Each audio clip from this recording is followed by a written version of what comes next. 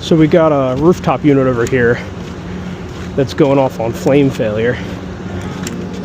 Just got that unit running. Now let's see what we can do with this one here.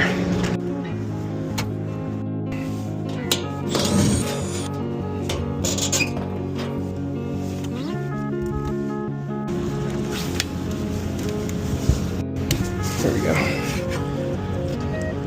So just to get started, I want to check continuity on the igniter here. We have resistance. Pretty high resistance.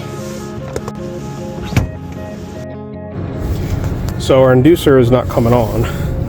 She's getting volts. Let's just check this capacitor. 4.6 out of 5 ain't bad. So you can see we're getting constant voltage here as soon as there's a call for heat. But that inducer is not running. And we know the capacitor is good. So we're gonna have to get on the phone with the manufacturer, try and find this inducer assembly. Hopefully it's available today. If it is, we'll fix it. If not, we're gonna have to come back as soon as possible. The next day.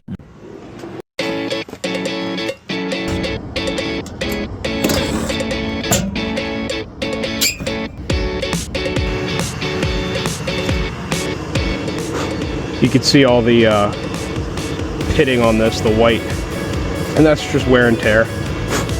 The way I figure, as long as we're replacing the inducer assembly, let's be preventative.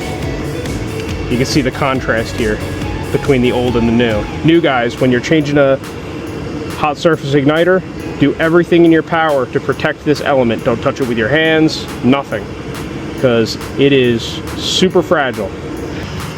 Best advice I can give too, when you're tightening these, don't use a drill. The vibration will crack that element. I've done it enough times to feel like an idiot.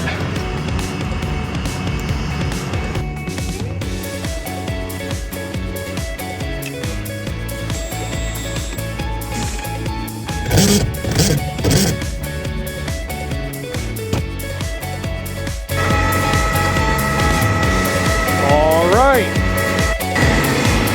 Oh yeah.